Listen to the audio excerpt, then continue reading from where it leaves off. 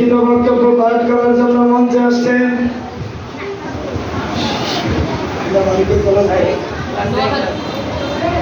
সুদূর নোয়াখালী থেকে আগত সময়ের সাহসিক তরুণ কণ্ঠস্বর মোহাম্মদ সাঈদুল করিম।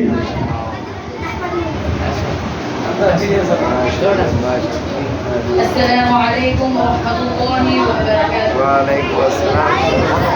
نحمده ونصلي على رسول الكريم. أما بعد فأعوذ بالله من الشيطان الرجيم. بسم الله الرحمن الرحيم. মাশাআল্লাহ মাশাআল্লাহ সুবহানাল্লাহ। গোপনে এবং প্রকাশ্যে দাওয়াত দেওয়ার সংক্ষিপ্ত বিষয় আলোচনা করবো। আপনারা শুনবেন তো ইনশাআল্লাহ? ইনশাআল্লাহ। টানা 3 বছর গোপনে দাওয়াত দেওয়ার পর হুজুর মুহাম্মদ সাল্লাল্লাহু আলাইহি ওয়াসাল্লাম প্রকাশ্যে ইসলামের প্রচার শুরু করেন।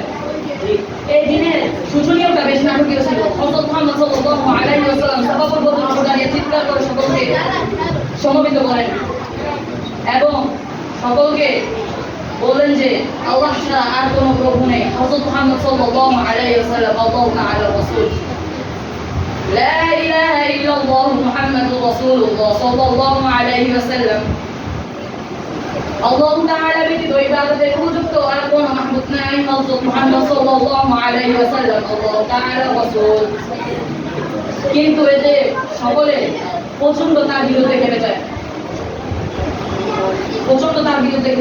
যায়, কিন্তু এবং এই সময় থেকে ইসলামের বিরুদ্ধে ষড়যন্ত্র ও অত্যাচার শুরু হয়। আসসালামু আলাইকুম ওয়া রাহমাতুল্লাহি ওয়া বারাকাতুহু। ওয়া আলাইকুম আসসালাম।